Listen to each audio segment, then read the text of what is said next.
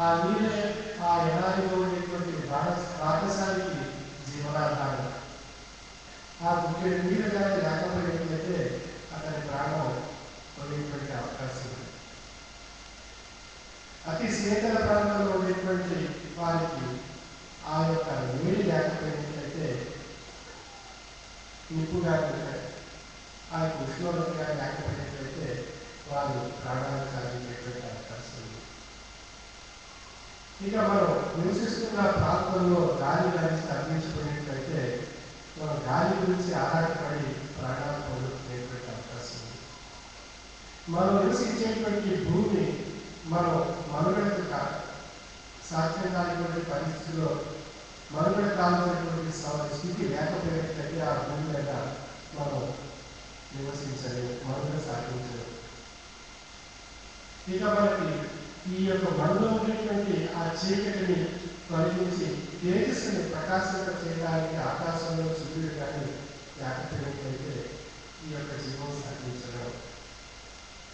కానీ నిప్పు, నీరు, గాలి, భూమి, ఆకాశాల రూపంలో ఉండేటువంటి పంచభూతాత్మకమైనటువంటి స్వరూపాల్లో ఉండేటువంటి శక్తి స్వరూపులైనటువంటి సద్గురువు మన యొక్క ఆధ్యాత్మిక జ్ఞానాన్ని ప్రసాదించి ఆధ్యాత్మిక దృష్టి మనలో ప్రసరింపజేసినప్పుడు ఎడారిలో ఉండేటువంటి దాహార్తిగా ఉండేటువంటి ఆ నీరు మానసానికి ఎంత అవసరమో, అతి శీతల ప్రదేశంలో ఉండేటువంటి వారికి వేడి ఎంత అవసరమో, ఇక మనుగడ సాగించేటువంటి భూమి ఎంత అవసరమో, సూర్యుడైనటువంటి ఆ యొక్క తేజస్సు ఎంత అవసరమో, గాలి అయినటువంటి విషయం శ్వాసరూపంగా ఎంత అవసరమో, ఆ యొక్క అవసరాలన్నీ కూడా ఒక ఉత్కృష్టమైనటువంటి శక్తి స్వరూపమైనటువంటి పంచభూతాత్మకమైనటువంటి శక్తి స్వరూపుడు సద్గురువు అని చెప్పబడుతున్నారు. అటువంటి సద్గురు యొక్క అన్వేషణ మనం ఎడారి రూపంగా, శీతల రూపంలో, గాలి రూపంలో, మనుగడ రూపంలో, సూర్యుడు ఆకాశం రూపంలో అన్వేషణ చేసేటువంటి పాఠశాల యొక్క విధానంలో ఏ అంశాలు ఎంత అవసరమైనటువంటి విషయం ఏ విధంగా మన భౌతిక దృష్టికి మనం ఆ యొక్క అనుభవంలో ఆ సమయంలో మనం పొందగలుగుతున్నామో ఆయా విషయాలన్నింటినీ కలిపి ఒకటిగా చేసి నిప్పుని, నీరుని, గాలిని, భూమిని, ఆకాశాన్ని అన్నింటినీ ఒకటిగా చేసి మనలో ఒక ఉత్కృష్టమైనటువంటి జ్ఞానశక్తిని వృద్ధిపరిచేటువంటి ఆ సద్గురుమూర్తి యొక్క అన్వేషణ మనం చేయగలిగేటువంటి సాధకులుగా మారాలి. మరి ఆ అన్వేషణ చేసేటువంటి సద్గురు ఏ విధంగా ఉన్నారు అనేటువంటి విషయంలో మనం విశ్లేషించుకున్నప్పుడు, గురువు తనకు తాను విశ్లేషించుకున్నప్పుడు గురువు యొక్క లక్షణాలు తాను గుణ స్వరూపం కలిగినటువంటి సంపద కలిగిన సర్వసాక్షిగా ఉన్నారా అనేటువంటి విషయంగా తనకు తాను ప్రశ్నించుకోవాలని మొట్టమొదటి గురువు. ఎన్నోదాలకు సద్గుణాలతో కూడినటువంటి వారు సద్గురువులు అని చెప్పబడుతున్నారు. అటువంటి సద్గుణాలతో కూడినటువంటి శక్తి తనలో ఉండి తనను అనుసరించేటువంటి ఆ యొక్క సాధకులకి సత్యకి తాను తెలియజేసేటువంటి స్థితిలో తాను తెలియబడుతున్నాడా అని గురువు తానుగా ప్రశ్నించుకుంటాడు. ఇక తనను అనుసరించి తన ఆధ్యాత్మిక బాటలో ప్రయాణం చేసేటువంటి ఆధ్యాత్మిక తత్వం తనను అనుసరించేటువంటి ఆ యొక్క సాధకుడు అవగాహన చేసుకుని అనుభవంలో తెలుసుకోగలిగేటువంటి స్థాయి కలిగినటువంటి శక్తి తనలో ఉందా అనే విషయాన్ని ఆ గురువు ప్రశ్నించుకోవడం జరుగుతుంది. తాను ఆ సద్గురువుని మన కోరికల రూపంలో, మన యొక్క సమస్య రూపంలో, తాపత్రయాల రూపంలో ఆ సద్గురువుని ఆశ్రయించినప్పుడు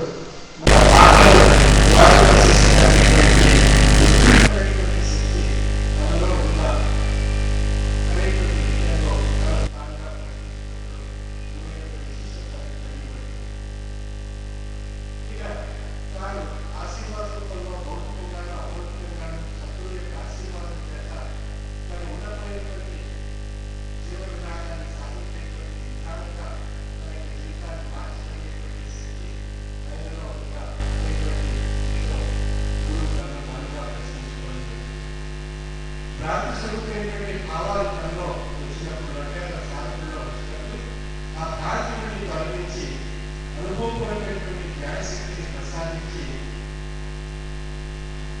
ఆ భ్రాంతిని తెలియజేయగలిగినటువంటి శక్తి ఆ సద్గురువులో ఉన్నటువంటి విషయాన్ని ఆ సాధకుడు గమనించగలుగుతున్నాడా అనేటువంటి విషయంలో ఆ గురువు ప్రశ్నించుకోవడం జరుగుతుంది. ఇక నేనైనటువంటి భౌతిక శాస్త్రంలో వచ్చేటువంటి ధ్వనితో కాకుండా సూక్ష్మ శరీరంతో నేనైనటువంటి స్వరూపాన్ని దృశ్య రూపంలో సమాధి వ్యవస్థలో తెలియజేయగలిగేటువంటి శక్తి ఆ సద్గురువులో ఉన్నటువంటి విషయం తాను తెలియజేయగలుగుతున్నాడా తన సాధకుడికి అనేటువంటి విషయం గురువు ప్రశ్నించుకోవడం జరుగుతుంది. తను ఎవరైనా ఆశ్రయించినప్పుడు చిరునవ్వుతో స్వీకరించి శాంతితో కూడినటువంటి వాతావరణంలో చక్కని ఉద్బోధ చేయగలిగేటువంటి శక్తి తనలో ఉందా అనేటువంటి విషయంలో ప్రశ్నించుకుంటాడు. ఇక తను ఎవరిగా విమర్శించినా, ద్వేషించినా, దూషించినా ఆ ఎదుటి వారికి ఎటువంటి ద్వేషభావం లేకుండా శాంతపడై ఆ యొక్క సహనం చేత తనలో ఉండేటువంటి శక్తిని తాను తెలియజేయగలిగేటువంటి వారిగా తెలియబడినటువంటి వారు సద్గురువు నిరూపణ చెప్తున్నారు. ఈ చెప్పినటువంటి లక్షణాలన్నీ ఆ గురువులో మనం దర్శించినప్పుడు తెలుసుకోగలిగినప్పుడు అవగాహన చేసుకోగలిగినప్పుడు ఆ సద్గురుమూర్తి యొక్క విశిష్టత మన అనుభవ రూపంలో మనం తెలియబడినప్పుడు ఆయనే యథార్థమైనటువంటి సద్గురువు అని చెప్పబడుతున్నారు. సత్ అంటే మంచిది, గుణరహితమైనటువంటిది.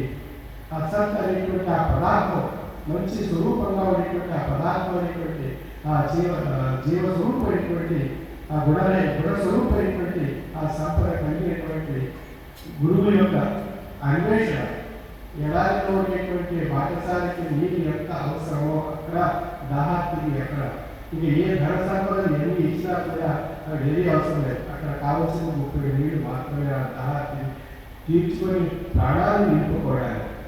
అదేవిధంగా తన యొక్క జీవన వనరులలో ప్రత్యేకమైనటువంటి మానవ జన్మ ముక్తిని పొంది తరింప చేసుకోవడానికి బాటసారిగా ఉన్నటువంటి దాహార్తి యొక్క ఈ విధానం ఏ విధంగా ఉందో ఆ విధంగా ముక్తిని పొంది తరింప చేసుకోవాలనేటువంటి ఈ మానవ జన్మ తప్పిస్తూ ఉంటుంది ఆ చరిత్రను ముక్తి అంటే. ఎందువల్ల 84 లక్షల జీవరాశులు క్షాళనం చేస్తూ వచ్చినటువంటి జన్మకు ముక్తి అనేటువంటి లభించకపోయినట్లయితే తిరిగి అది జనజన్మకు పోయేటువంటి అవకాశం ఉంది. అంటే ఈ జన్మ ముక్తిని పొందడానికి వచ్చింది మానవ జన్మ. మరి ఆ ముక్తి అనేటువంటి ఆ దాహాన్ని తీర్చాలి అన్నట్లయితే మనం సద్గురువు యొక్క అన్వేషణ చేయాలి.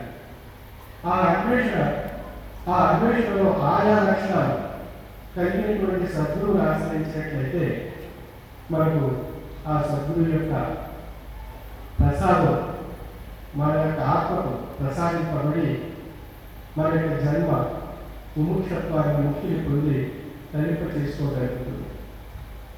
ఈ ముక్తిని పొంది మన యొక్క దాహాన్ని తీర్చుకున్నట్లయితే ఆ జన్మ తిరిగి తన యొక్క జన్మస్థానానికి చేరుకున్న ఆ విరాట్ రూపంలో ముక్తి పొంది తరింప చేసుకోవడం జరుగుతుంది. అటువంటి ఉత్కృష్టమైనటువంటి ఆధ్యాత్మిక తాత్విక జ్ఞానాన్ని మనలో పాఠాల రూపంలో మనకు తెలియజేసేటువంటి తత్వపీఠం శ్రీ విశ్వ విజ్ఞాన విద్య ఆధ్యాత్మిక పీఠం మతాతీత ఆధునిక మానవత దేవాలయము. ఆ పాఠాలు మనకు మనుగడ రూపంలో అనుభవ రూపంలో తెలియజేస్తున్నారు. ఇది బ్రహ్మ విద్య నిర్మించే తాత్విక పాఠశాల. ఈ సభ బ్రహ్మ విద్య నిర్మించే తాత్విక పాఠశాల. నానా సంపాసితంతులు అనంత కళారసితంతులు సాధక జనములు స్నేహించే కాణయాచి రాక్షసులైన మోక్ష పదగాములు చేయించటంలో విద్య. మనలో రాక్షసులు ఉన్నాడు. మనలోని రాక్షసుల్ని అంటే చీకటి స్వరూపంగా, అజ్ఞాన స్వరూపంగా, జగత్తు స్వరూపంగా, భ్రాంతి స్వరూపంగా, మాయా స్వరూపంగా, సైతాన స్వరూపంగా ఉన్నటువంటి రాక్షసుల్ని మనం అంతర్గతమైనటువంటి ఆ వ్యవస్థ నుండి తొలగించి ఈశ్వరుడు అనేటువంటి స్వరూపాన్ని పొంది ఈశ్వరుడు సరిపోయినటువంటి శక్తి చేత తాత్వికుడిగా మనం పరిణామం చెందాలి. మనలో ఇద్దరు ఉన్నారు, రాక్షసుడు ఉన్నాడు, ఈశ్వరుడు ఉన్నాడు. రాక్షసుని తెలుసుకోవడం చాలా సులువు, ఈశ్వరుని తెలుసుకోవడం చాలా కష్టం.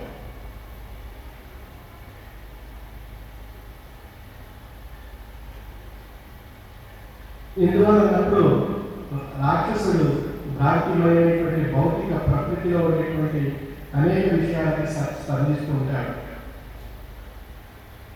అంతర్గతంగా ఉండేటువంటి అరిషడ్ వర్గాలు కామ క్రోధ మత లోభ మోహ మాత్సర్య అనేటువంటి అరిషడ్ వర్గాల చేత ఉద్రేకింపబడి మనసుని శరీరాన్ని ఉద్రేకింపజేసి భౌతికమైనటువంటి భ్రాంతికి లోరుడై అనేక రకాలైనటువంటి విధాలు దుష్టత్వాలను సృష్టిస్తూ ఉంటాడు రాక్షసుడు. ప్రతి రాక్షసుడు స్పందించినట్టుగా ఈశ్వరుని మనం స్పందింప చేసుకోలేదు. అది ఆ రాక్షసుడు పెట్టినటువంటి బాధలకు మానసికంగా శారీరకంగా మనం అనారోగ్యంతో గురి కాబడుతున్నాం, నష్టపోతున్నాం, జీవన విధానాన్ని నష్టం తీసుకుంటాం. అశాంతి, ఆందోళన, ఒత్తిడి, ఆర్థిక సామాజిక దుష్టత్వం మనలో ఏర్పడి మనం అనేక రకాలైనటువంటి రుగ్మతలకు గురి కాబడుతున్నాం. మరి ఇవన్నీ ఎవరి వరకు కలుగుతున్నాయి అన్నట్లయితే మనలో రాక్షసుడు ఉండి ఈ శరీరంలోనేటువంటి మనస్సు అనేటువంటి ఆ క్షేత్రాన్ని తన ఆధీనంలో పరుచుకొని తను ఈ ఆట ఆడిస్తున్నాడు మన చేత. ఈ ఆడించేటువంటి ఆట శరీరం మనస్సు స్పందిస్తూ ఉన్నాయి. ఈ రెండు కూడా ఆ ఒత్తిడికి ఆ ఆటకు గురి కాబడి అనేక రకాలైనటువంటి రుగ్మతలు ఏర్పడి, సమస్యలు ఏర్పడి, ఆపత్రయాలు ఏర్పడి, నష్టాలు ఏర్పడి, దుఃఖాలు ఏర్పడి, అలజడి ఏర్పడి, అశాంతి ఏర్పడి, అసహనం ఏర్పడి మనం ఏ దాని లేక చివరకు స్వామి దానికే వెళ్ళాలి అనేటువంటి భావంలో మనకి వైరాగ్యం విరక్తి మనలో ఏర్పడి చివరి శ్వాస స్వామి యొక్క సన్నిధానంలో తత్వరూపంలో ఆయన నుండి గ్రహించి ఆ స్వామిని తరించాలని, ఆ సద్గురువుని తరించాలనేటువంటి భావ సంకల్పం మనకు ఏర్పడుతుంది. ఆ భావ సంకల్పం చేత మనం ప్రతిరోజు ప్రతి గురువారం వస్తుంటాం. అనేక రకాల సమస్యలు స్వామి సన్నిధానంలో నిర్వహించుకుంటుంటాం.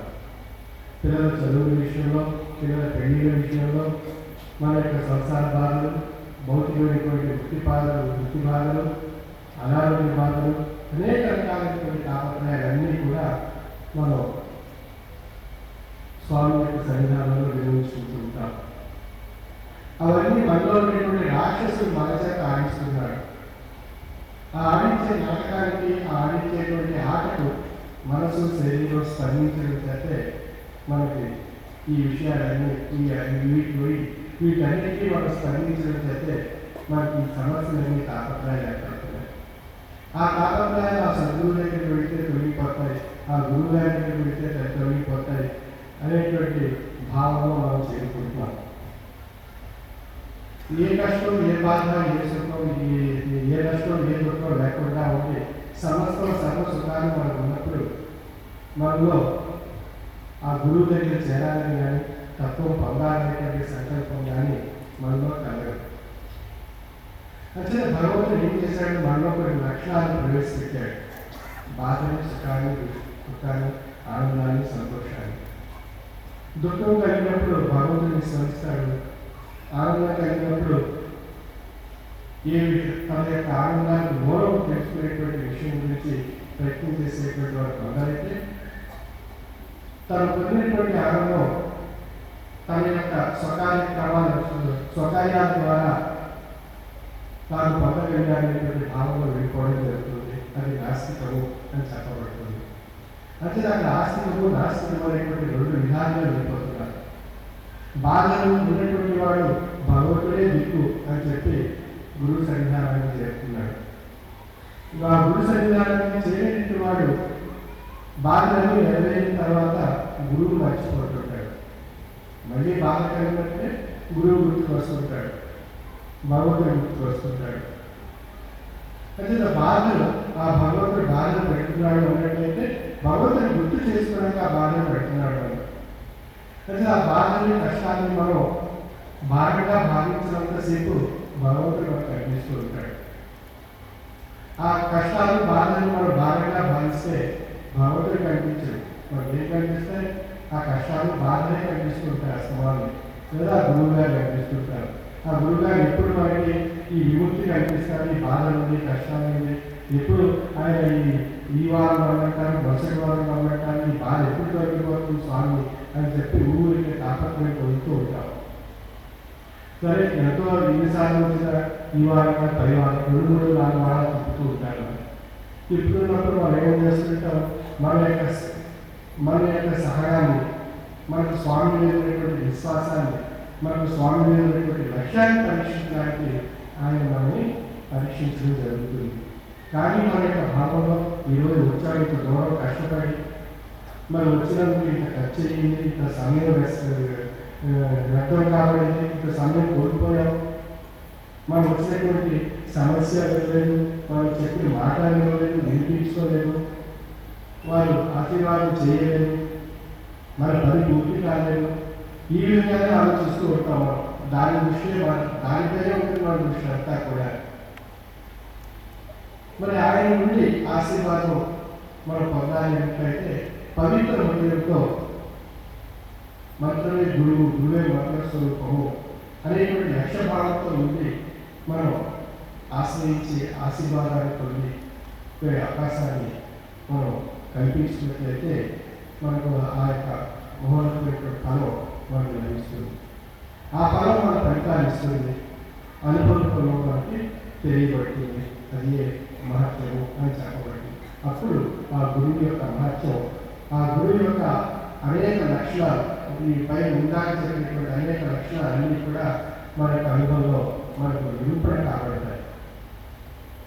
అది ఆ యొక్క లక్షణాలతో కూడినటువంటి గురువును మనం ఆశ్రయించి మనం ఆధ్యాత్మిక దృష్టిని జ్ఞానం చేత మనం వృద్ధిపరచుకోవాలి.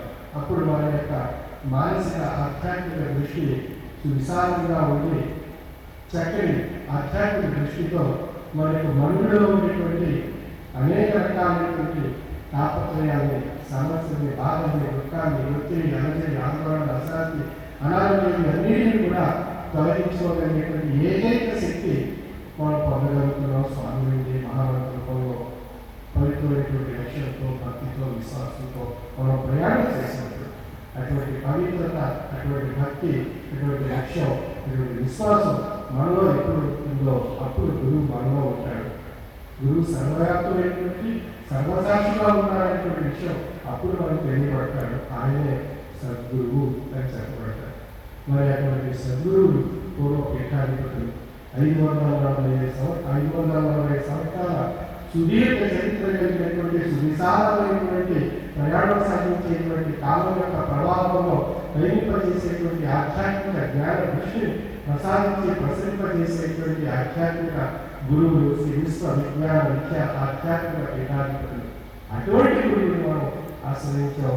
ఆ గురువు యొక్క సన్నిధానంలో, ఆ యొక్క నీడలో ఎప్పుడూ మనం ఆ యొక్క కాలాన్ని మనం యొక్క శ్వాస ఉన్నంత వరకు స్వామి యొక్క లక్ష్యంలోనే ఉంటూ గడపాలనేటువంటి దృఢమైనటువంటి సంకల్పం ఎప్పుడైతే మనలో ఉంటుందో అప్పుడు ఆ సద్గురుమూర్తి మనలో నిండి ఉంటాడు.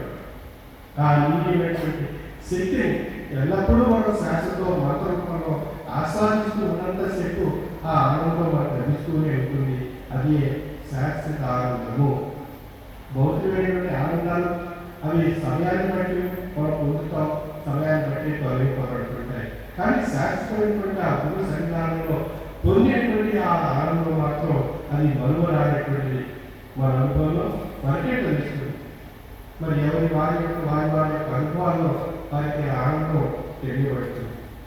మరి ఈరోజు మనం ఈ చక్కని ఆనందకరమైనటువంటి సంతోషకరమైనటువంటి ఉన్నతమైనటువంటి ఆశ్రమ సమాసాన్ని ఈ ప్రాంగణాన్ని నిర్మించుకున్నాము.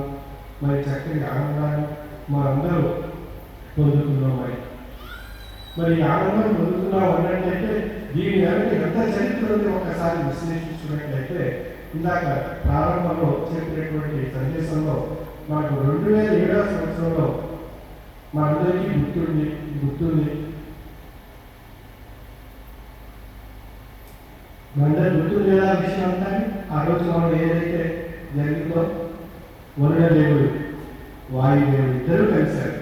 ఒకరు కలిస్తే ఒకరు ఉంటే సరిపోరు, కానీ ఇద్దరు కలిసి అసలు విశ్వ ఆధ్యాత్మిక యొక్క 2007వ సంవత్సరంలో 9వ తేదీన ఉదయం సభ ఉదయం సభ పూర్తి కాగానే మధ్యాహ్నం సభ ప్రారంభించుకున్నాం అనేటువంటి దృష్టిలో ఉన్నప్పుడు ఇద్దరు కలిసి మూకుమ్మడి దాడి చేసి మన యొక్క సమాజాన్ని అంతటినీ కూడా మనం వేసుకున్నటువంటి టెంట్లు, మనం వేసుకున్నటువంటి ఏర్పాట్లన్నీ కూడా యుద్ధంలో బీభత్సం జరిగినట్టుగా మొత్తం అవన్నీ కూడా మూకుమ్మడి దాడి చేసి మన సమాజాన్ని అంతటినీ కూడా పూర్తిగా నష్టపరచడం జరిగింది. వారిద్దరు చేసేటువంటి మూకుమ్మడి దాడిని మనం చూస్తూ ఊరుకున్నాం తప్ప మనం ఏమీ చేయలేనటువంటి పరిస్థితి. వారు ఎందుకు చేశారు మనపై దాడి? వరుణ దేవుడు వాయుదేవుడు ఎందుకు చేశారు వారిద్దరు మనపై దాడి అన్నప్పుడు మరి స్థలం అయితే సమకూర్చుకున్నాం. స్థలాన్ని సమకూర్చుకుని మరి ఎందుకు నిర్మాణం చేసుకోకుండా ఇంతకాలం వృధా చేస్తున్నారు అని చెప్పి వారు మనపై దాడి చేశారు. మరి స్థలాన్ని సమకూర్చుకోవడంలో కూడా మనం ఎంతో కష్టపడ్డాం.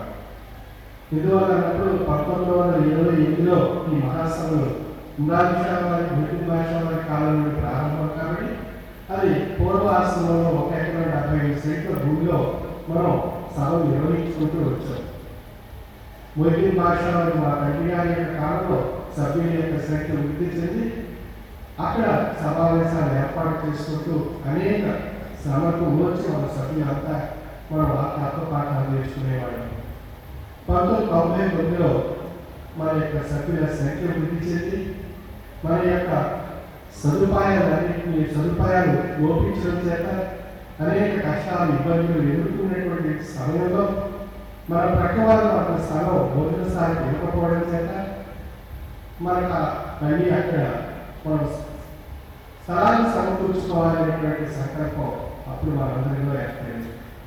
ఆ 99 నుండి 2001-2002 వరకు మనం ఆర్థిక వనరులు సమకూర్చుకుని అప్పటి నుండి కొద్దిగా స్థలాన్ని మనం సమకూర్చుకుంటూ ఈరోజు 2007 వచ్చేసరికి సువిశాలమైనటువంటి స్థలాన్ని మనం సమకూర్చుకోగలిగాం.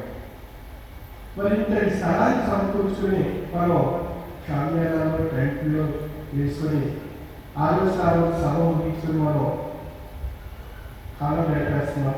7 సంవత్సరాలు 2000 నుండి 2007 వరకు.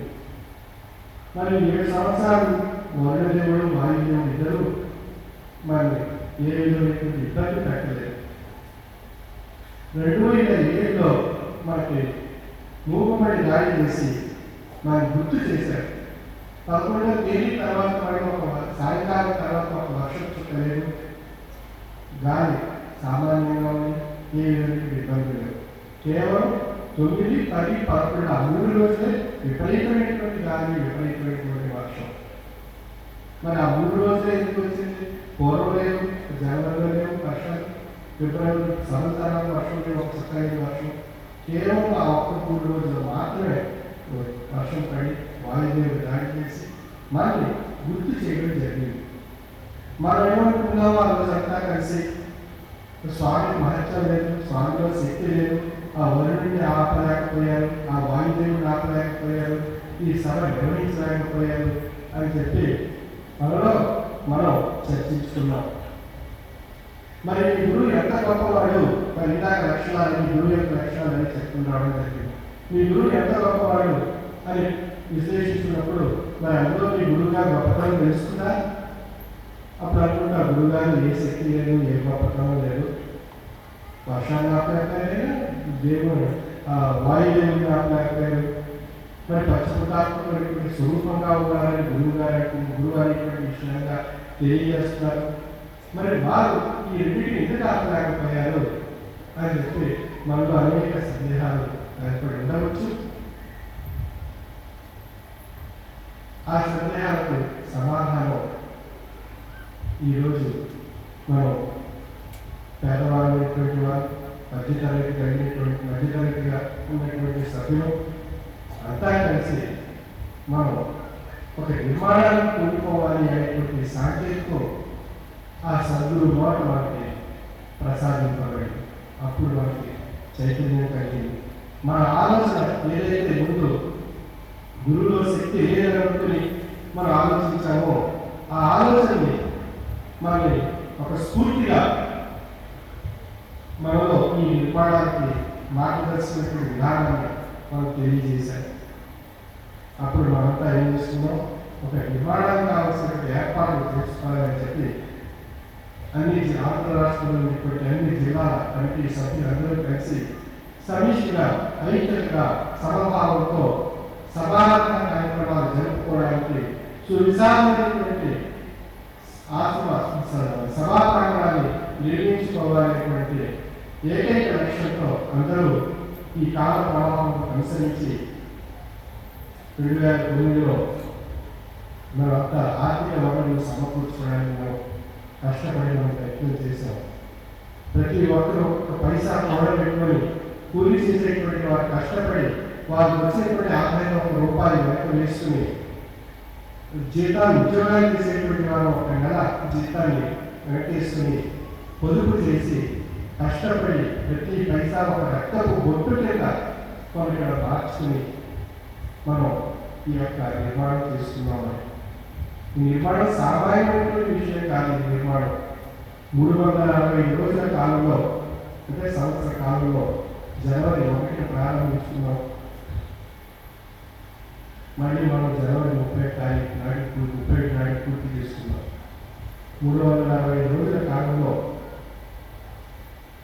మధ్యతరగతి పేదవాళ్ళైనటువంటి మనం పొదుపు చేసుకున్నటువంటి ఆర్థిక వనరులు మరియు మన యొక్క సభ్యులు ఇతోటువంటి సమాధానం, వారి సమాధానాన్ని మనం నోటి మాటలతో కూడా చెప్పలేము. అందువల్ల అన్నప్పుడు ఇందాక కనిషావతి గారు చెప్పినట్టు చిన్నారి కనిషావతి గారు చెప్పినటువంటి విషయంలో ఆరాధనాలను నిర్మిస్తున్నప్పుడు ఉమర్ అలీషా వారి యొక్క ఆరోగ్యానికి వారి యొక్క సమాధులు పునర్నిర్మాణం చేస్తూ అలంకరణ చేయడానికి అని చెప్పి ప్రక్కన ఒక చిన్న పోల్ వేయడానికి గురించి, బీప్ వేయడం గురించి అక్కడ తవ్వడానికి ప్రయత్నం చేసినప్పుడు 4 అడుగులు లోతునే విపరీతమైనటువంటి డ్యామ్ పగిలితే నీరు ఎంత స్పీడ్గా వస్తుందో అంత స్పీడ్గా ఆ 4 అడుగుల లోతున విపరీతమైనటువంటి జలం వచ్చింది. ఆ జలం తోడడానికి 4 పంపులు పెట్టి రాత్రి 24 గంటలు తోడితే కానీ జలం ఆపలేకపోయాం. ఇంకా సాధ్యం కానిటువంటి పరిస్థితిలో ఆ జలకి అర్థంగా సిమెంట్ పాటతో ఇసుక సిమెంట్ కలిపి గట్టిగా ఒక నీరు అడ్డగించడానికి గట్టి ప్రయత్నం చేసి దాన్ని సిమెంట్ ఫ్లోరింగ్గా మార్చేసి నీళ్ళు ఆపలేకపోయాం. ఆ విధమైనటువంటి ఆ టైంలో ఆరాధనలో ఏదైతే ప్రత్యక్షంగా చూడడం జరిగిందో అదే విధమైనటువంటి ఈ యొక్క ఆశ్రమ ప్రాంగణంలో ఈ సమాస్థలో ఈ బీమ్స్ వేయటం గురించి మన ఇంజనీర్లు ప్రయత్నం చేసినప్పుడు 4 అడుగుల లోతున విపరీతమైనటువంటి ఉండి అనేక మోటార్లు పెట్టి నీరు తోడుతూ మట్టిని సవరిస్తూ దానిలో ఈ సిమెంట్కి సంబంధించినటువంటి ప్రాంతానికి సంబంధించినటువంటి ఐరన్ సిమెంట్ కలిపి ప్లేట్స్ వేయడంలో సుమారు 15 నుంచి 20 మంది కష్టపడి 24 గంటలు కష్టపడితే కానీ ఒక్క బీమ్ వేయడం కష్టమైపోయేది. ఇందువల్ల ఆ యొక్క ఆ నీటి గడలు పడిపోయి మనం చేసినటువంటి ప్రయత్నం క్షణంలో ఇబ్బంది పెట్టేది. మరి అక్కడ మన సభ్యులు శ్రమదానంతో చేసినటువంటి శ్రమ యొక్క విశిష్టత మనకి వారి ఎంతో అంకిత భావంతో చేశారనేటువంటి విషయం తెలియబడుతుంది. అదేవిధంగా మన యొక్క నిర్మాణానికి మనం ఎంతో స్వయం ప్రయాసం నడిచి మనకు ఎన్నో ఆర్థికమైనటువంటి ఇబ్బందులు ఉన్నప్పటికీ స్వామి చెప్పినటువంటి ఆజ్ఞను అనుసరించి కొంత సమయాన్ని కొంత ధనాన్ని వెచ్చించి మనం ఈ నిర్మాణం చేసి ఆ స్వామి యొక్క ఆశ్రమ సభాస్థలంలో మన వంతు కృషి మనం ఏర్పరచుకోవాలి అనేటువంటి భావ సంకల్పంతో లక్ష్యంతో మనం అడుగులు ముందు వేసి ఈ చక్కని నిర్మాణాన్ని ఈరోజు మనం జరుపుకొని ఈ యొక్క ఆనందాన్ని అనుభూతిని మనం ఇక్కడ పొందగలుగుతున్నాం. అది శాశ్వతమైనటువంటి ఆనందం అనుభూతి. ఎంతో ధనం ఉండొచ్చు, ఆ ధనం మనతో పాటు రాదు. శ్వాస ఆగిపోతే ఆ ధనం విలువ మనకు తెలియదు. శ్వాస ఉన్నంతసేపు ఆ ధనం గురించి ఆలోచిస్తాం. శ్వాస లేనప్పుడు ఆ ధనం మనకి ఎందుకు పనికిరాదు. ఆ శ్వాసతో ఉన్నప్పుడు ఆ ధనానికి అలంకరణ కావాలి.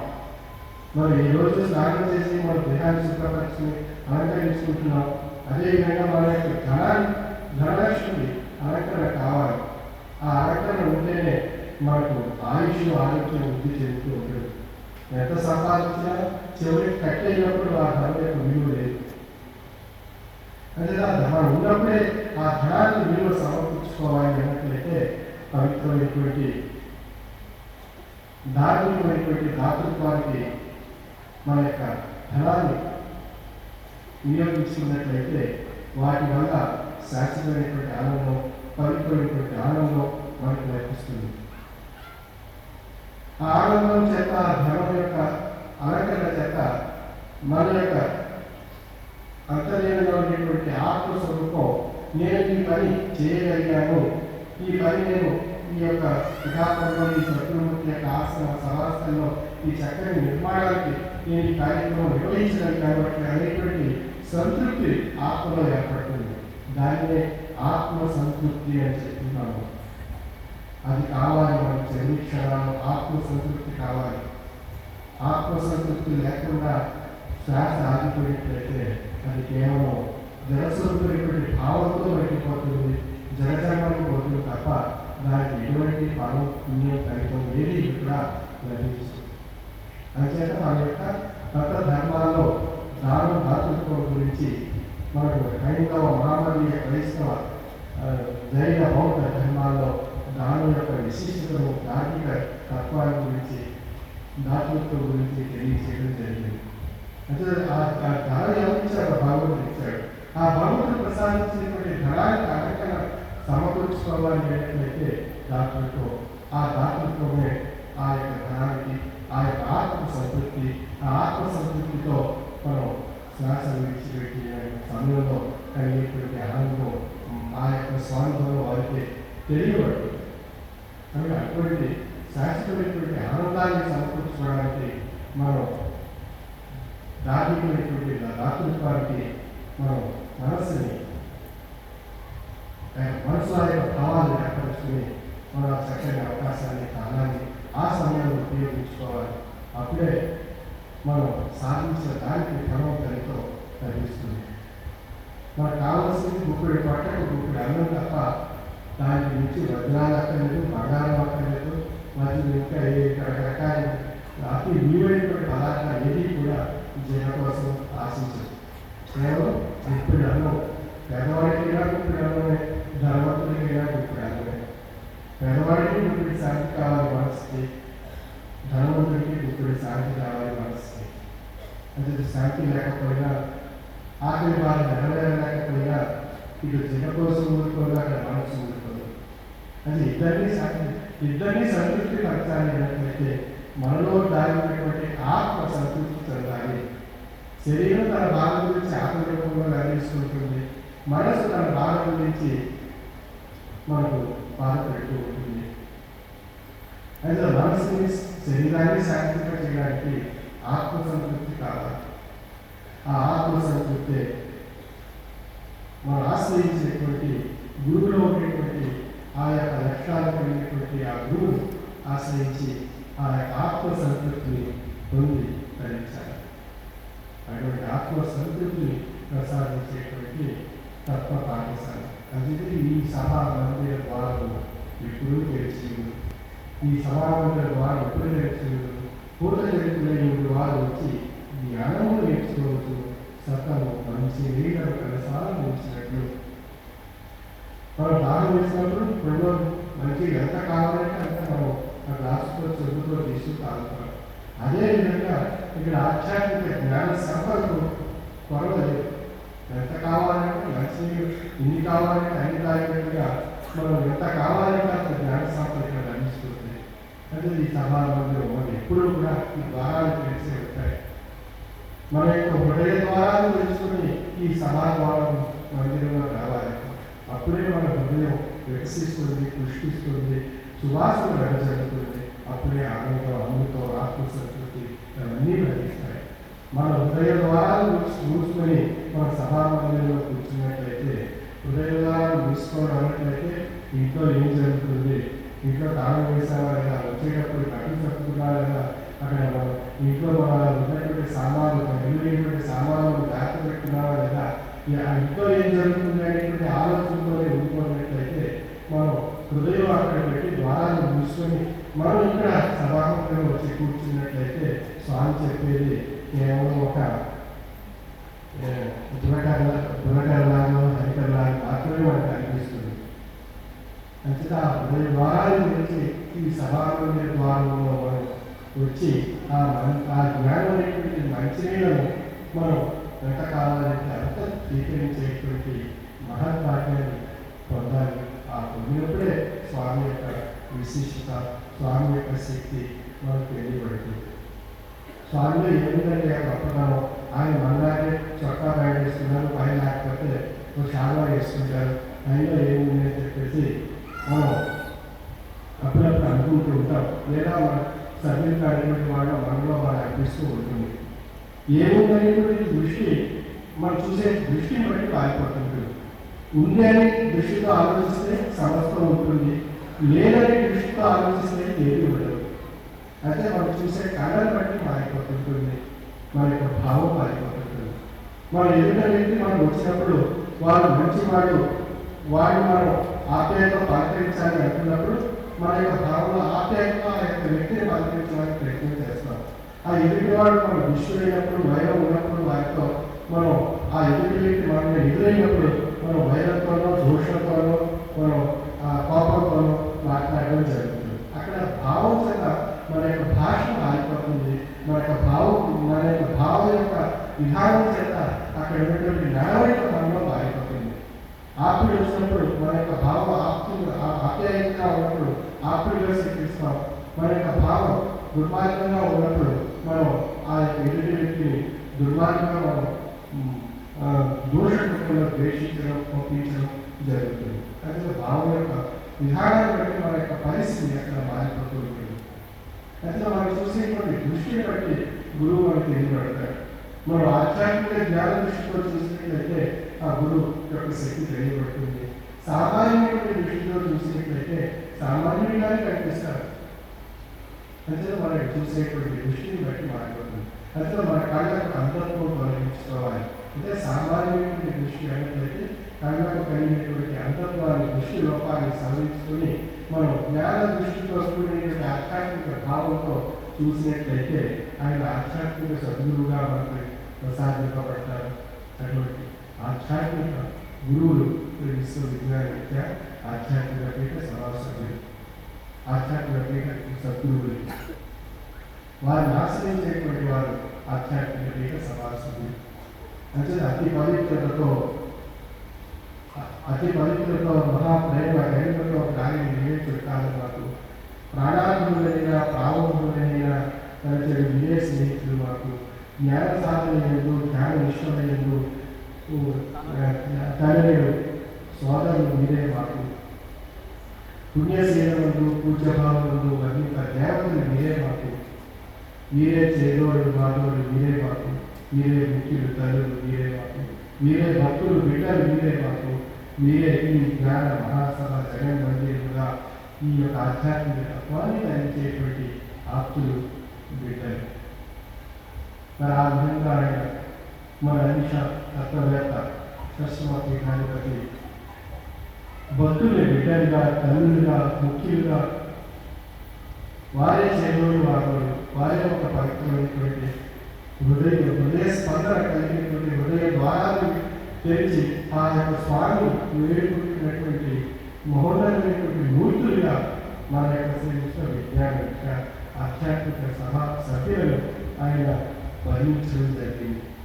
మరి అటువంటి ఉన్నతమైనటువంటి కుటుంబంలో ఉన్నతమైనటువంటి ఆ యొక్క సద్గురుమూర్తి యొక్క ఆశ్రయంలో మనం జీవనం సాగిస్తున్నాం అన్నట్లయితే ఆ ఆనందం అనుభవించేటువంటి వారికి తెలుస్తుంది.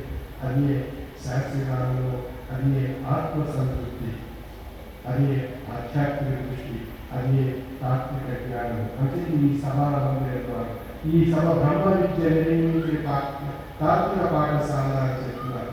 నారా సంపాదిస్తున్నములు అనంత కళారస్తంలో ఉపన్యాసం నుంచి సాధక జనము వసించే కాడయాచి రాక్షసులైనా రాక్షసులైనా మోక్ష పథకాలను సేవినట్లుగా నిలిపే అటువంటి మోక్షాన్ని మనలో ఉన్నటువంటి రాక్షసత్వాన్ని తొలగించి మనకు మహోన్నతమైనటువంటి విముక్షత్వాన్ని ప్రసాదిస్తున్నారు.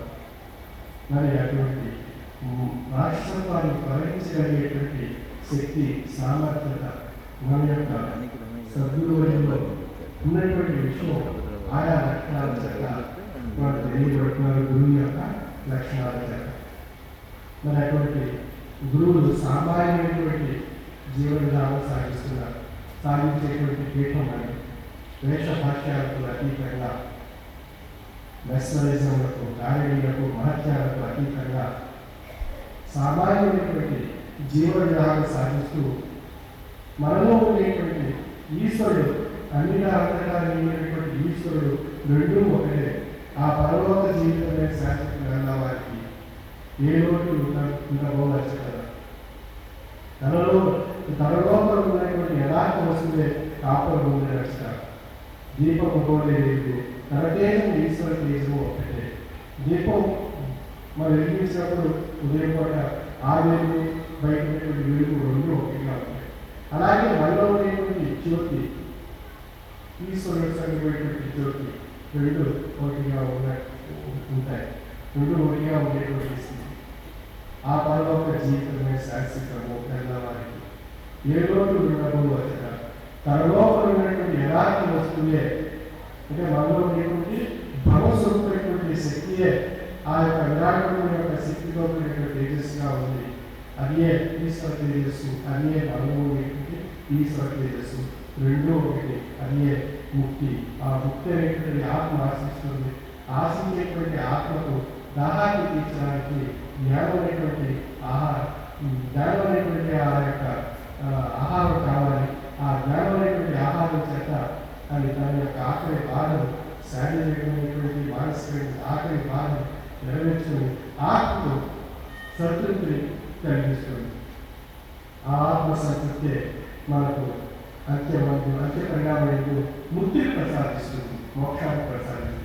అంచేత 84 లక్షల జీవరాశులకు కారణం చేసుకునేటువంటి జన్మ వ్యర్థం కాకుండా జడజన్మలో పోకుండా ఆత్మ సంతృప్తితో ముముక్షత్వాన్ని పొంది ధరించేటువంటి యోగికమైనటువంటి ఆధ్యాత్మిక జ్ఞాన సంపద శ్రీ విశ్వవిజ్ఞాన విద్య ఆధ్యాత్మిక యొక్క మహోన్నతమైనటువంటి తత్వం.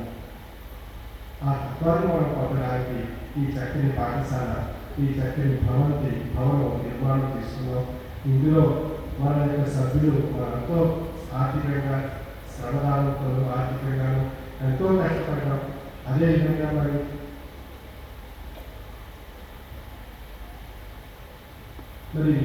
మీతో పాటు నేను కూడా కష్టపడ్డాను. నా విషయం గురించి కూడా 2 నిమిషాలు చెప్తుంటే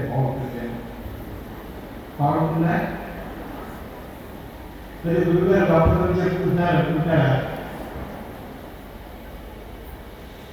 ఇది నేను కూడా రాత్రి పౌరుడు 24 గంటలు మనకి కష్టపడి ఈ నిర్మాణం ఎలా జరుగుతుంది స్వామి అని చెప్పి పూర్వపీఠాధిపతులు ఎప్పుడు వారిని ప్రార్థిస్తూ ఈ యొక్క నిర్మాణానికి అనేక రకాలైనటువంటి భౌతికమైన అవాంతరాలు ఎన్నో వచ్చాయి. వాటి అన్నిటి నుండి స్వామి రక్షించు, మీరు నన్ను వేడుకున్నట్టుగా నేను మా స్వామిని మా పీఠాధిపతిని వేడుకున్నాను. మీ బాధ ఎంతో మీకు తెలుసుకుంటుంది. నా దగ్గర వచ్చినప్పుడు స్వామి దగ్గర వచ్చావు చెప్పాడు, మీరు ఏం చెప్పకుండా పంపిణీ చేశారు అని చెప్పేసి ఎంతో బాధపడారు. అంటే మీరు చెప్పినటువంటి ఆ గోడ ఉండలేదు కదా, మీ కోరికలు ఆ సమస్యలు బాధలేదు. అలాగే అందరి యొక్క బాధ వింటూ పోతే చివరికి నా యొక్క గోడ ఎవరు వింటారు? ఎవరు వింటు కదా, మీ గోడ వింటూ వింటారు. అందుకే మీ గోడ వింటూ నా గోడ నా స్వామి చెప్పుకోవాలి. మీ గోడ తెచ్చాలంటే ఆ పిల్లలతో నేను వేడుకోవాలి. మీ గురించి నేను కష్టపడాల్సి వస్తుంది. కష్టపడి మీ గోడ విని మీరు విన్నటువంటి గోడని మళ్ళీ ఆ పూర్వపీఠాధిపతుల్ని వేడుకుంటూ ఈ కష్టాలు, ఈ బాధలు, ఈ తాపత్రయాలని ఆ బిడ్డలకు అందించు స్వామి. వారికి తృప్తిని, ముక్తిని ప్రసాదించు స్వామి అని చెప్పి ఈ మీ యొక్క గోడలు వారిని నిర్ణయించడం జరుగుతుంది. ఆ విధంగా మరి ఈ యొక్క మన ఆర్థికంగా ఏదో చేసాం, సంలాపం చేసాం, అయిపోయింది మన వద్దు అని మన భావనలో మనం అనుకుంటున్నాం. కానీ మీరు అందరూ తెచ్చి సమకూర్చినటువంటి ఈ వనరులతో, ఈ సమాధానంతో చేసినటువంటి కార్యక్రమం ఫలప్రదంగా ఎంతో చక్కగా ఘనంగా ప్రతి క్షణం ప్రతి యుక్త జరగాలి స్వామి అని చెప్పి ఆ పూర్వ పీఠాధిపతిని ప్రతి నిత్యం రాత్రి పగలు అనక వేడుకుంటూ ఈ యొక్క నిర్మాణం గురించి కృషి చేయడం జరిగింది. మరి ఆ విధంగా నా గోడ ఆయన విన్నారు, మీ గోడ నేను విన్నారు. ఇది ఇద్దరు గోడ ఆ యొక్క పూర్వ పీఠాన్ని వెళ్తారు. అందుకని ఆ గోడ పూర్తి ఏంటంటే ఈ గోడ ఏర్పడింది, ఈ నిర్మాణం ఏర్పడింది. ఇక్కడ మనంతా కూర్చున్నాం, ఆనందిస్తున్నాం. అటువంటి ఆనంద క్రియలు మనంతా ఆనందంగా సంతోషంగా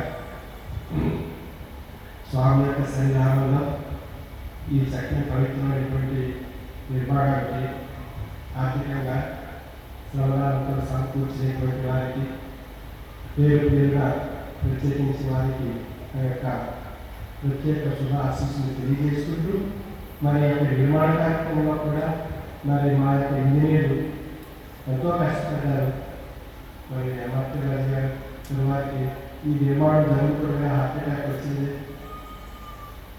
మరి వచ్చినప్పుడు వారు హాస్పిటల్కి వెళ్తే డాక్టర్లు పరీక్షలు చేసి వారికి ఎటువంటి ఆపరేషన్ లేకుండా సామాన్యులు మందులతోనే అది చక్కబెట్టుకోవడం జరిగింది.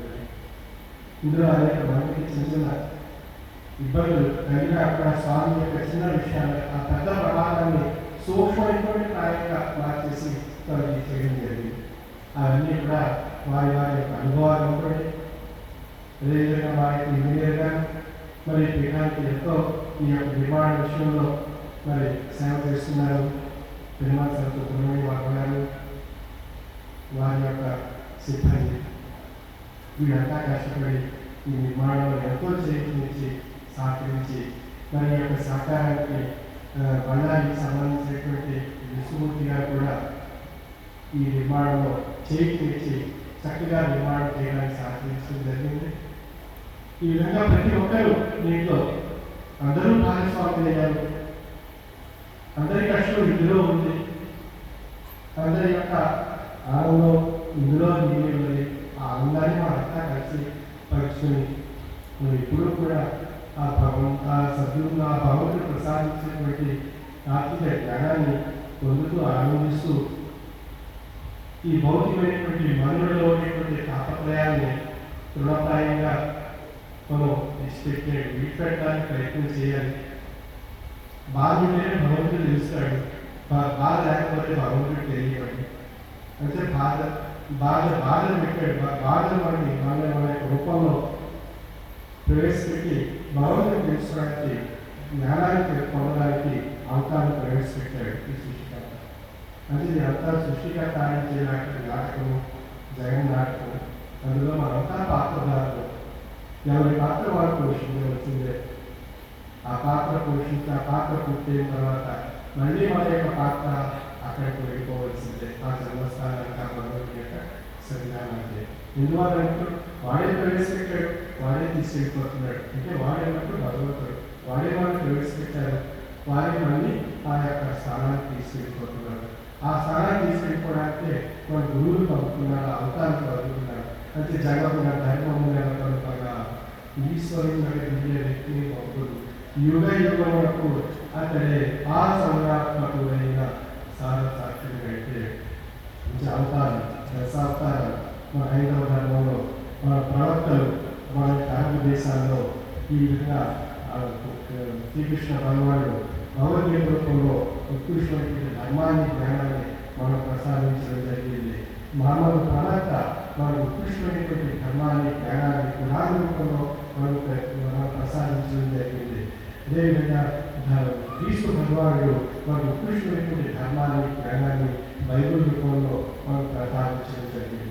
ఈ విధంగా ఈ మతాలు మనకి సప్త మతాలు 5 మతాలుగా మన యొక్క భారతదేశం యొక్క ప్రపంచం అంతా కూడా నిండి ఉన్నాయి. ఆయా ధర్మాలు ఆయా మతాల్లో ఉండేటువంటి ఈశ్వరత్వం ఒకటే. అంటే జగమున ధర్మంగా ధర్మాన్ని నిలబడడానికి ఆ యొక్క ఈశ్వరుడు అవతార ప్రవక్తగా క్రీస్తు భగవానుడిగా కృష్ణ భగవానుడిగా జైన భగవానుడిగా బుద్ధ భగవానుడిగా ఆయా అవతారాలను సృష్టించి ఆయా రూపాలను సృష్టించి వారి కూడా ఆ ఈశ్వరవాణి అది గ్రంథాత్మకంగా భగవద్గీత పురాణ బైబిల్గా ప్రసాదింపబడింది. ఆ ప్రసాదింపబడేటువంటి అన్ని ధర్మాల విషయాన్ని ఒకటిగా చేసి చెప్పగలిగేటువంటి ఉత్కృష్టమైనటువంటి తత్వస్వరూపము ఈశ్వర విజ్ఞాన విద్య ఆధ్యాత్మిక యొక్క తత్వము. అన్య ఈశ్వర ఏకత్వ ప్రతిపాదకమైనటువంటి తత్వము. మతాతీతమైనటువంటి మానవత దేవాలయము ఈశ్వర విజ్ఞాన విద్య ఆధ్యాత్మిక ధర్మము జ్ఞానము. అంటే ఆ ధర్మాన్ని జ్ఞానాన్ని పొందితరించేటువంటి మహద్భాగ్యాన్ని కాలాన్ని మనం సద్వినియోగపరచుకోవాలి. తాను రోజులని ఒడిగమ్మన పట్ల లేదు మీరు రాలేన విచారణలు చదవలేదా ప్రభాత మూర్త నివేదికాత్మ వైతానికి ఏమి పాడించు విధంగా మీకు చిన్నవారు మీరేలా ప్రశాంతుల వినరు వేటికి దేవత బ్రహ్మతత్వం. అదిగా బ్రహ్మతత్వం నేర్చుకునేటువంటి ఈ మానవ జీవన కాలంలోనే ఆ యొక్క ప్రభావంతో మనం పరిగెడుతూ నేర్చుకోవడానికి ప్రయత్నం చేస్తే వాటి ద్వారా మన బ్రహ్మతత్వం మనం తెలుసుకుంటాయి.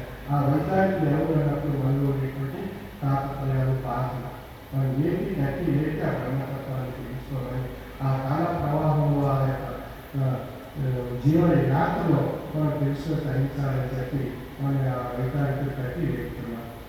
అంటే ఆ కట్టి వేసేటువంటి కాలాన్ని సద్వినియోగపరచడానికి ప్రయత్నం చేయండి. మరి ఇంకా ఉపన్యాసం చెప్తూ ఉంటే మన యొక్క జిల్లాశయంలో ఆకలి ఎప్పుడు ఈ సభాపరంగా విడిచి ఆ భోజనశాలకు వెళ్ళాలి అని చెప్పి తప్పిస్తూ ఉంటుంది. మన యొక్క మనసుని తప్పిప చేస్తుంటుంది. ఇటు సద్గురు ఉంటే ఆ సద్గురువు ప్రబోధించేటువంటి మాటలు ముఖ్యమా నా యొక్క ఆకలి బాధని పూర్తి చేయడం మీ యొక్క బాధ్యత నడువు అని చెప్పి మనల్ని పిలుస్తుంది కాలమైనటువంటి విషయం. అందుచేత మనం వారిని మన యొక్క పట్టణ సంతృప్తి మన యొక్క పట్టణ సంతృప్తి పరచాలి. అటు సద్గురుమూర్తి యొక్క ఉపన్యాసం మనం చదువుతూ ఉండాలి. ఈ రెండు జరగాలన్నట్లయితే మనకు లక్ష్యం కావాలి. ఆ లక్ష్యం సద్గురు యొక్క సన్నిధానంలో మనం ఎక్కువసేపు మన యొక్క మహోన్నతమైన ఆధ్యాత్మిక తత్వాన్ని పొందితరించేటువంటి కాలాన్ని ప్రతి క్షణం ఆత్మ సంతృప్తితో కూడినటువంటి ఆ జ్ఞానాన్ని పొంది ఆధ్యాత్మిక దృష్టి పొంది మన యొక్క మనలో ఆధ్యాత్మిక దృష్టితో చేసేటువంటి ప్రయత్నం మా సమాజంలో పొంది తగ్గించాలి అనేటువంటి విషయాన్ని తెలియజేసేటువంటి తత్వ సంపదను మనం ఈ సమాజం ద్వారా నుండి మంచిగా పాయంగా స్వీకరించవలసిందిగా నా యొక్క మనని సర్వే జనాసుకున్నాం.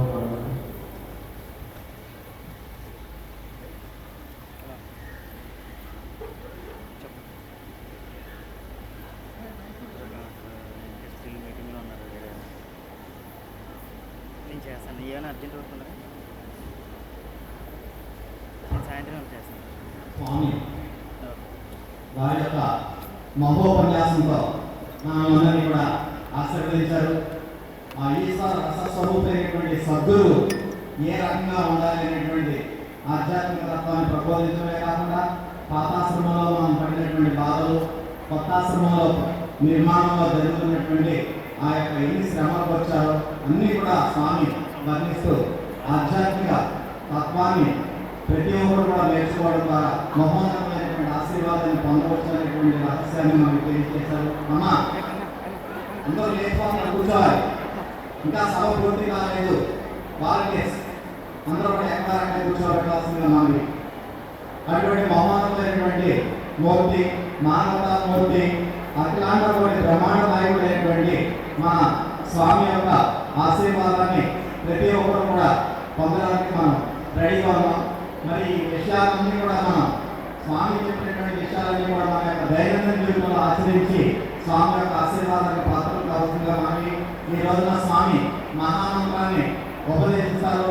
రాత్రి 8 గంటలు అంటే 7:30 గంటలకి వేదిక ఎడపాలలో ఉన్నటువంటి మంత్రోపదేశ ప్రాంగణంలో కూర్చున్నట్లయితే స్వామి మహామంత్రాన్ని ఉపదేశిస్తారు. నూతనంగా మంత్రం పొందాలనుకున్నటువంటి వారు మంత్రోపదేశ ప్రాంగణంలో కూర్చుని తత్వజ్ఞానం మాసపత్రికను పొంది ఆ యొక్క మంత్రోపదేశ ప్రాంగణంలో కూర్చోవలసిందిగా విజ్ఞప్తి చేస్తున్నాం. అదేవిధంగా తాత్విక విజ్ఞాన కేంద్రం స్పిరిచువల్ సైన్స్ సెంటర్ అనేది ఈ సంవత్సరం మన యొక్క ప్రత్యేక ఆకర్షణ. అటువంటి తాత్విక విజ్ఞాన కేంద్రం మనకి ఈ సభా ప్రాంగణానికి వచ్చేటటువంటి దారిలో మన విఐపి క్లాస్ పార్కింగ్ వద్ద ఏర్పాటు చేయడం జరిగింది. ఏవి సత్యనారాయణ గారి యొక్క నాయకత్వంలో 10 మంది ఈ యొక్క విజ్ఞానం గురించి వివరించేటటువంటి వ్యక్తిత్వాలు ఉన్నాయి. ఆ యొక్క తాత్విక విజ్ఞాన కేంద్రాన్ని ప్రతి ఒక్కరు సందర్శించాల్సిందిగా మనకి. తర్వాత international road development class book stall, తత్వజ్ఞానం మాస్టర్ స్టాల్ ఇవన్నీ కూడా మన గ్రంథాలు సీడీలు అన్నీ కూడా అందుబాటులో ఉన్నాయి. ఆ యొక్క స్టాల్స్ వెళ్ళి క్రీడాపతుల యొక్క రచనలు పొందవలసిందిగా మనకి. తర్వాత ఈ యొక్క భోజనశాలలో ఎవరు కూడా దయచేసి మహాపదార్థాన్ని వృధా చేయదు.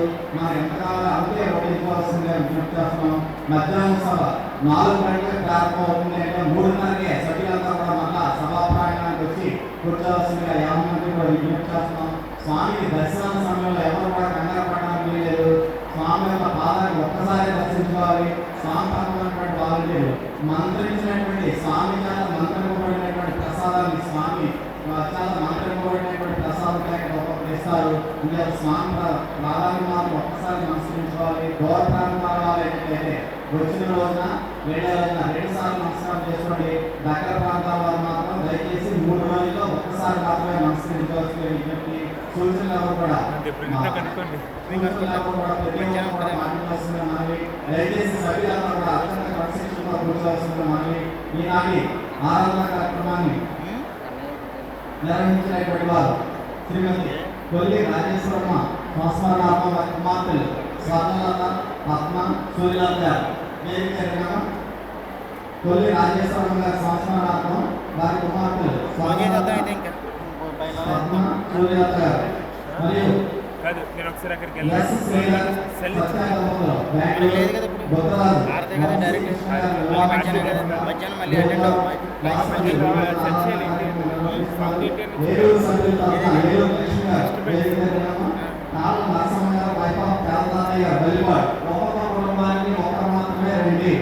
ఒక్కొక్క కుటుంబానికి ఒకరు మాత్రమే రాష్ట్ర విజ్ఞప్తి చేస్తున్నాం. పుట్టా భద్రప్రసాద్ గారి కుటుంబ సభ్యులు ఆంధ్రప్రదేశ్, రామరాజు గారి కుటుంబ సభ్యులు హైదరాబాద్, విశాఖపట్నం వాస్తవ్యులు పెనవరాజు అభిమానులు, లక్ష్మీ పార్వతి గారి కుమారుడు నరసింహ వివాహం సందర్భంగా వారి కుటుంబ సభ్యులు, రాయగోపాలపట్నం నిమ్మపూడి కృష్ణమూర్తి సత్యవతి మరియు వారి కుటుంబ సభ్యులు, నాలుగులో చనిపోయిన వెంకయ్య గారి కుమారుడు వారి యొక్క గోవింద్ గారు వివాహం సందర్భంగా వారి కుటుంబ సభ్యుల ఆదరణ, ఆకురాతి శేషామణి గారి కుటుంబ సభ్యులు బండార వారు తరఫున ఒక్కొక్క కుటుంబం తరఫున ఒకరు మాత్రమే వచ్చి ఇక్కడ హారపడి పెట్టవలసిందిగా విజ్ఞప్తి చేస్తున్నాం. దయచేసి మిగిలిన వారంతా కూడా అత్యంత భక్తి శ్రద్ధలతో స్వామి యొక్క మహామంత్రాన్ని మననం చేసుకుంటూ హారతి సమయంలో లేచి నిలబడాలి. వీరు హారతి కొంతమంది అతిథులు ఉన్నారు. మనకి జాతరలో నెహ్రూ గారు, డిప్యూటీ కలెక్టర్ వారు కూడా ఒక కొద్ది క్షణాల్లో దర్శనం సార్. హిందూ ముస్లిం క్రైస్తవ సమాజ అధ్యక్షులు, east Godavari district consumers protection సమితి పిల్లలు వీరందరినీ కూడా కొద్ది క్షణాల్లో దర్శనం ఒకసారి హారతి అయిపోయినట్లే దయచేసి అందరూ కూడా 1-2 క్షణాలు ఓపిక కూర్చోవలసిన విజ్ఞప్తి చేస్తున్నాం. హారతి అనుకున్న ఎవరికి కూడా దర్శనాలు ఉంటాయి సార్. ఇంకా విఐపీ చాలా ఉన్నారు. పేరు మీకు పిలిచి స్వామి దర్శనం చేస్తాం. ఒక్క 2 నిమిషాలు అందరూ కూడా ఓపికగా కూర్చోవలసింది. మనకి హారతి అనంతరం మీ అందరికీ కూడా దర్శనాలు ఇవ్వబడతాయి. అమ్మా సభ్యులంతా కూడా అత్యంత క్రమశిక్షణతో ఉండాలి. కుమార్ ఈశ్వరి ఏదైతే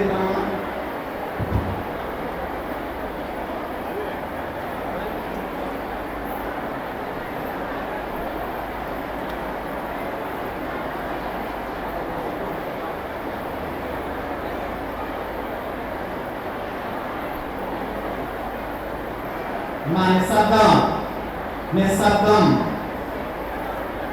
అత్యంత క్రమశిక్షణ, కంగారు పడవద్దు.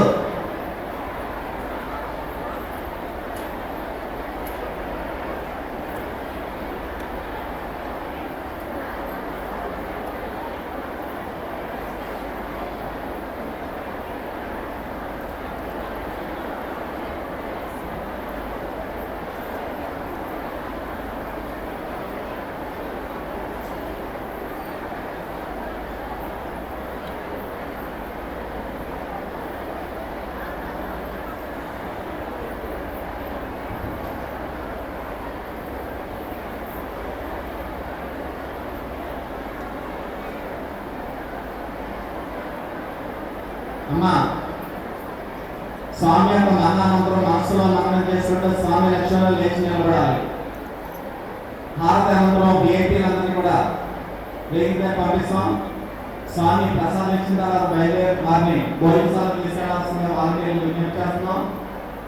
ముందుగా విఐపీకి దర్శన భాగ్యం, తర్వాత ఉమ్మరాష్ట్ర పబ్లిక్ స్కూల్ పిల్లలకి దర్శనం, ఆ తర్వాతే సభ్యులకి దర్శనం. అందుచేత దయచేసి ఎవరు కూడా కంగారు పట్టండి. వాలంటీర్స్ కూడా గమనించాలి. ముందుగా హారతి అయిపోయిన తర్వాత మనకి వేదిక ఏర్పాటులో ఉన్నటువంటి అతిథులు, తర్వాత ఉమ్మరాష్ట్ర పబ్లిక్ స్కూల్ శ్రీ షాన్వాల్ గారి నేతృత్వంలో బ్రహ్మాండంగా నిర్వహింపబడుతుంది. దినదిన ప్రమాదంగా స్కూల్ అభివృద్ధి చెందుతుంది. ఆ విద్యార్థులతో పాటు టీచర్స్ కూడా స్వామి దర్శనం చేస్తుంది. కానీ అనంతరం మన సభా సభ్యులకు దర్శనం ఉంటుంది. అంతవరకు దయచేసి అందరూ కూడా మహామంత్రం మనసులో మననం చేసుకుంటూ కూర్చోవలసిందిగా మనకి ప్రముఖులు ఎంతో మంది వచ్చారు. శ్రీ తారా రాజారావు గారు, హిందూ ముస్లిం క్రైస్తవ సమాఖ్య అధ్యక్షులు, పట్నాల రాము గారు, జనరల్ సెక్రటరీ హిందూ ముస్లిం క్రైస్తవ సమాఖ్య, మరియు శ్రీమతి పి ఒక్కళ సుబ్బారావు గారు, కాకినాడ మహిళా సమాఖ్య చైర్పర్సన్, మరియు పిల్లి తిరుపతిరావు గారు మనకి east Godavari district consumers protection సమితి చైర్మన్ గారు మన స్వామి అనేక కార్యక్రమాల్లో ఆహ్వానించి చక్కగా ఈసారి ఆహ్వానించడం దేవో అమ్మ కుటుంబానికి ఒక్కరే రండి. దీంట్లో ఆహ్వానం పట్టుకునేవారు నమస్కారం ఎంతమంది పెట్టుకున్నా కుటుంబానికి ఒక్కరే ఆహ్వానం పట్టుకోండి. మీ అందరూ మీరు చూసుకోండి, మా కుటుంబానికి ఒక్క అవసరం లేదు. ఒక కుటుంబానికి ఒక్కరే ఆహ్వానం పెట్టుకోండి.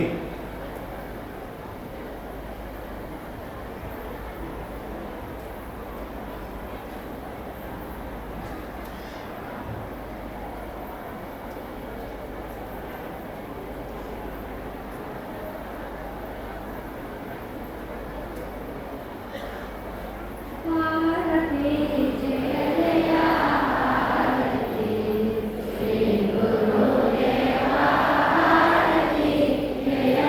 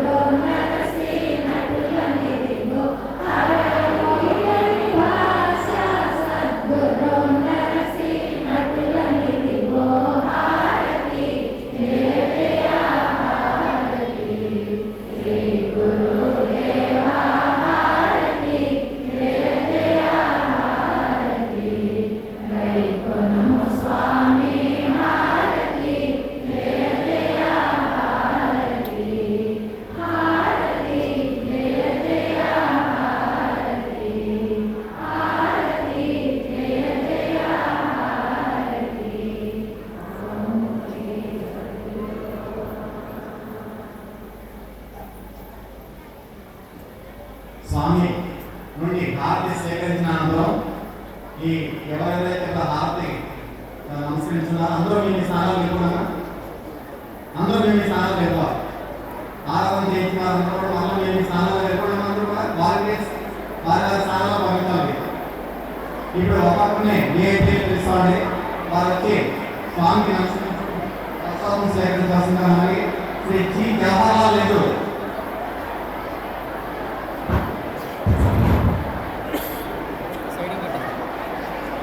Shri G Jawaharlal Nehru deputy collector past settlement officer East Godavari district. Shri G Jawaharlal Nehru deputy collector past settlement officer East Godavari district వచ్చి స్వామి దర్శించవలసింది. వారు పశ్చిమ గోదావరి జిల్లాలో స్వామికి సుపరిచితులు. ఎన్నో కార్యక్రమాలు చేస్తున్నారు. ఈ రోజు మన తూర్పు గోదావరి జిల్లాలో కాకినాడలో సేవలు అందిస్తున్నారు. అదేవిధంగా పిల్లి తిరుపతిరావు తూర్పు గోదావరి జిల్లా వినియోగదారుల రక్షణ సమితి చైర్మన్ మరియు వారి సభ్యులు వారందరూ కూడా సేవలు అందిస్తున్నారు. పిల్లి తిరుపతిరావు గారు తూర్పు గోదావరి జిల్లా వినియోగదారుల రక్షణ సమితి చైర్మన్. మదర్ ఇండియా ఇంటర్నేషనల్ తరఫున మన స్వామికి అవార్డు కూడా వచ్చింది. మదర్ ఇండియా ఇంటర్నేషనల్ అధినేత పిల్లి తిరుపతిరావు గారు. తర్వాత హిందూ ముస్లిం క్రైస్తవ సమాఖ్య అధ్యక్షులు శ్రీ రాజారావు గారు, పట్నాల రాము గారు, ఫౌండర్ చైర్మన్ హిందూ ముస్లిం క్రైస్తవ సమాఖ్య.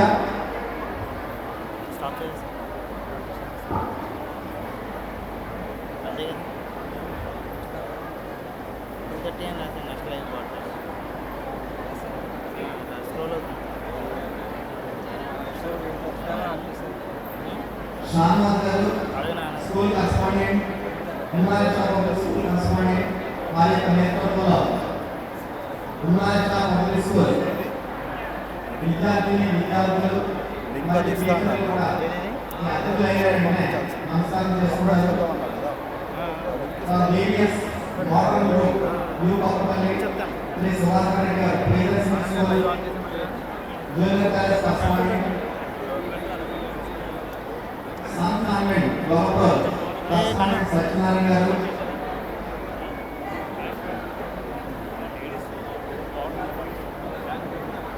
ప్రముఖ రాష్ట్ర వ్యాప్తంగా పేరు ప్రఖ్యాతులు గడించినటువంటి అడ్వకేట్ శ్రీ గొమ్మేటి నాగేశ్వరరావు గారు, జిల్లా వినియోగదారుల సంఘం ఆనరబుల్ చైర్మన్.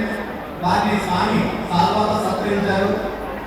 గొమ్మేటి నాగేశ్వరరావు గత అనేక సభలు కూడా మన సభకి సేవ్ చేయాలి.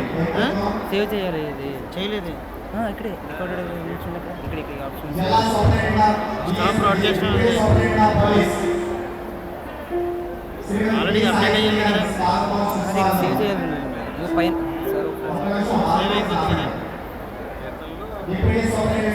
సపరేట్ ఏమి ఉండదు కదా. రికార్డింగ్ ఆఫ్ చేయండి సార్.